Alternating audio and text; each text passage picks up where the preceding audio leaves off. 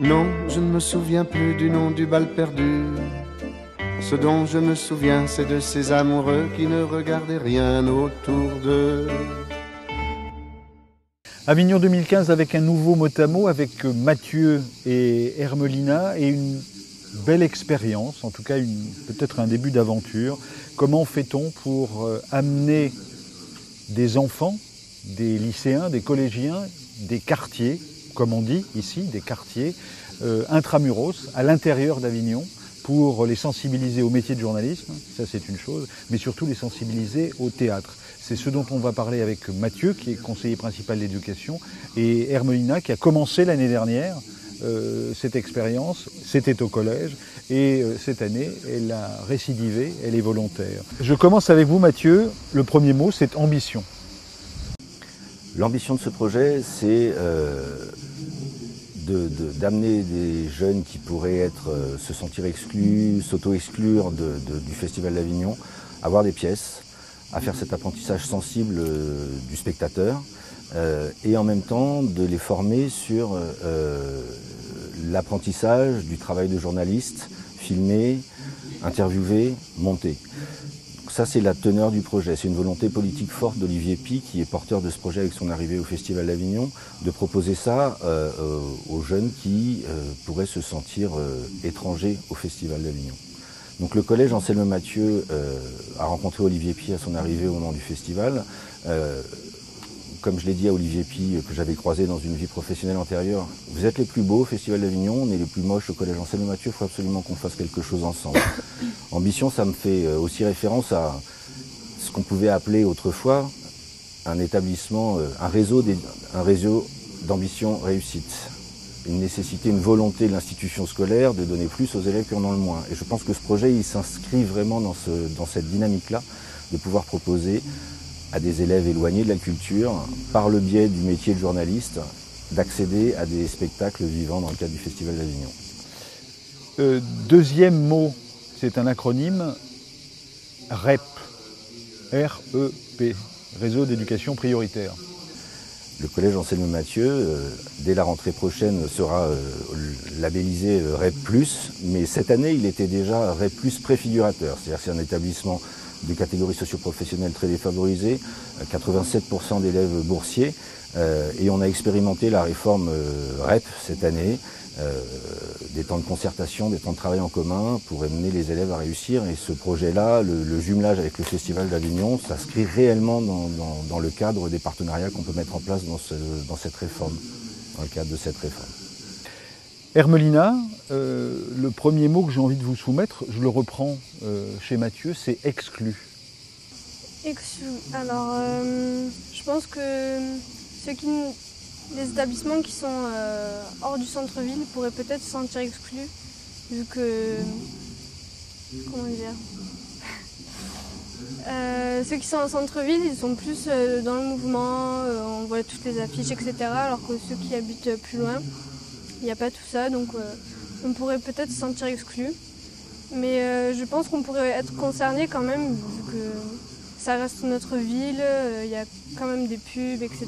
Donc voilà. Puis les projets qu'on a fait avec mon CPE, justement, nous permettent de participer à ce festival, justement. Je ne sais pas trop comment expliquer. Deux mots, volontaire et pourquoi. Pourquoi vient-on essayer d'être journaliste au Festival d'Avignon? Tout d'abord parce que le métier me plaît. J'ai toujours voulu voir comment ça se passait derrière les caméras, le montage et tout ce qui va avec. Puis le festival, ça reste quand même le symbole de la ville d'Avignon. Donc je me suis portée volontaire, c'était vraiment avec plaisir. Puis ça pouvait vraiment... Quand on va en ville, on voit comment c'est d'extérieur. On ne va pas forcément voir tous les spectacles, etc. Donc ça a vraiment permis de m'intégrer à ce festival, à voir comment tout se passait. Mathieu, obstacle. L'obstacle, c'est le volontariat. On est dans une logique, c'est les vacances scolaires. Le festival se déroule pendant les vacances. L'obstacle, c'est la peur de l'inconnu. C'est pour ça que je m'investis beaucoup dans ce projet. Moi, je suis là pour accompagner les jeunes, pour les convaincre du bien fondé du projet, de l'ouverture que ça va leur donner. Essayer de faire tomber l'obstacle, c'est aussi l'obstacle de la confiance des parents. Lâcher un collégien pendant toute la journée pour aller voir des spectacles. Quand on va dans la cour, on n'est pas de retour jusqu'au quartier avant 1h du matin. Donc c'est vraiment... Voilà, c'est pour lever les obstacles, il y a une nécessité de confiance, il y a une nécessité d'avoir des élèves extrêmement volontaires et de permettre aux élèves de découvrir que le Festival d'Avignon, c'est autre chose que des spectacles de rue dans la rue de la République, qui est un petit peu l'image que pouvaient avoir les élèves avant de participer à ce projet, de pouvoir entrer dans des lieux, de pouvoir découvrir les coulisses, de pouvoir rencontrer des metteurs en scène, des comédiens, se rendre compte qu'en fait ce sont des êtres humains comme tous les autres. Voilà, c'est faire tomber ces barrières. J'y ajoute, j'ai parlé d'obstacles, j'y ajoute quartier, j'y ajoute Ramadan. La configuration avignonnaise fait qu'effectivement il y a une concomitance entre les habitants des quartiers et la pratique d'une religion. C'est une spécificité qu'on pourrait dire avignonnaise. Là, depuis 2 ans, le Ramadan tombe pendant cette période de l'année, pendant le Festival d'Avignon. Et c'est vrai que c'est extrêmement difficile, extrêmement dur de pouvoir imaginer participer à ce projet de web reporter, de démarrer le matin, de crapahuter dans la ville, d'aller faire des interviews, d'être au soleil toute la journée et en même temps de faire le Ramadan. Donc il y a un certain nombre de familles qui ont préféré que leurs enfants s'abstiennent et ne viennent pas participer à cette semaine, même si les enfants semblaient en avoir assez envie, parce que la priorité, c'était de pouvoir faire le Ramadan.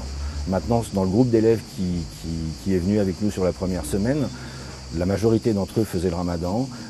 Contrairement à ce que pourrait laisser penser l'article du Monde, je trouve que le Ramadan est passé en second plan. C'est-à-dire que rompre le jeûne à l'arrache, sur les marches du Palais des Papes avant d'aller voir un spectacle, c'est dire que le Ramadan n'est plus la priorité, contrairement à ce que pourrait laisser penser l'article, qui pourrait laisser croire que le Ramadan est l'objectif numéro 1. Non, l'objectif numéro 1, c'était d'aller voir le roi Lear dans la cour d'honneur du Palais des Papes avec les élèves qui étaient là ce soir-là.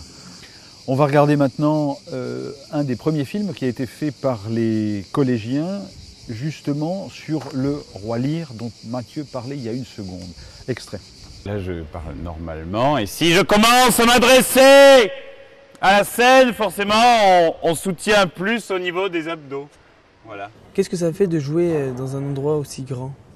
Ça te donne une espèce de... Tu vois ce que c'est le track, et ben, le track est décuplé, du coup, et souvent on se sert du track pour exploser sur scène. Et ben, voilà, là tout est décuplé, donc ça m'apporte une grande jouissance. Voilà. Le fait déjà d'être en plein air, ça change énormément de choses. Mais c'est très agréable d'avoir 2000 personnes en face à qui tu peux t'adresser en même temps. Pas des trous de temps en temps? Non. Non, normalement on a répété suffisamment pour pas en avoir. Hermelina, reportage, c'est le mot que je pourrais vous soumettre. Comment est-ce que vous êtes devenu journaliste et qu'avez-vous vu à Avignon? Comment avez-vous travaillé? Reportage. Alors, j'ai vu le spectacle Barbarians au Festival In, donc on a fait du micro-trottoir juste après, on s'est rapidement intégré. Quand on nous explique qu'il faut aller directement vers les personnes qui sortent du spectacle, etc., on se sent directement concerné en fait. On a l'impression que ça se fait automatiquement. Donc oui, vraiment, ça se fait automatiquement. On est tellement dans le mouvement, on sait déjà les questions qu'on va poser. Vu qu'on a vu le spectacle, on sait à peu près les réponses qu'on aura aussi. Même si les avis sont différents, on sait comment gérer. Dès qu'on y est, ça va. Puis pour le montage, c'est un peu compliqué avec les logiciels. On est encadré par toute l'équipe, donc ils nous expliquent, etc. On a les différents micro-trottoirs, on a des extraits de la pièce qu'on a vue. On a aussi des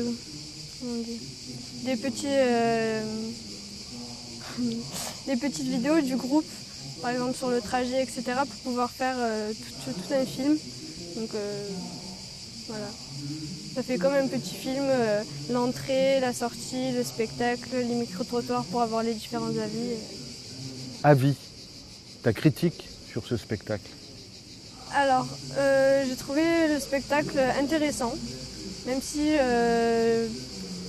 il y avait certaines choses qui étaient dans l'excès, comme la lumière, c'était toujours soit trop fort, soit pas assez, et le son soit trop fort, soit c'était vide. Donc voilà, j'ai trouvé que c'était très professionnel, il y avait eu beaucoup de travail, même si j'ai trouvé qu'à certains moments il y a eu de l'improvisation. Sinon, je me doutais qu'il y avait beaucoup de travail derrière, tout était vraiment très organisé, les places, les changements, chaque mouvement a été vraiment millimétré. Donc voilà, personnellement, ça m'a beaucoup plu. Le mot suivant est retour. Quel retour avez-vous des élèves, des lycéens, des collégiens qui participent à cette opération et qui sont volontaires? Et quel est le retour des parents? Les retours que j'ai eus des parents l'année dernière étaient enthousiastes. Les retours des collégiens, le plus beau retour, c'est celui d'Hermelina qui, l'année d'après, toute seule, sans accompagnement, sans encadrement, décide de continuer ce projet. Les élèves de la première semaine cette année, 2 élèves ont pris la décision de continuer la deuxième semaine puisque des places étaient libérées. Donc de rester une semaine supplémentaire pour aller voir d'autres spectacles, pour faire d'autres reportages. Donc le retour est extrêmement positif pour les élèves qui participent. Engagement, CPE. Quel est votre engagement quand vous organisez cette opération avec le Festival d'Avignon? Engagement, CPE, conseiller principal d'éducation. C'est le métier de conseiller principal d'éducation, c'est un métier où on apporte beaucoup de soi-même, sa personnalité, même si on est une fonction, on est habité par qui on est. Donc mon engagement sur ce projet, mon ancienne vie professionnelle, régisseur général de cinéma, ma volonté de changer, d'abandonner, pour paraphraser un président d'une chaîne de télévision, abandonner le temps de cerveau disponible pour une grande marque de boissons. Voilà, j'avais envie de quitter cet univers-là pour rentrer dans l'éducation nationale et pour porter ma propre histoire d'intermittent du spectacle, mais aussi sur ce projet-là, ma propre histoire de spectateur du Festival d'Avignon. J'ai envie que des jeunes adolescents puissent retrouver les sensations que moi j'ai vécues dans la cour d'honneur, en allant voir les Shakespeare de Mouchkine tous les ans. J'ai eu cette chance-là, j'ai envie de faire partager cette chance à des jeunes avec lesquels je travaille au quotidien dans mon établissement scolaire. Ça, c'est voilà, cette ambition-là.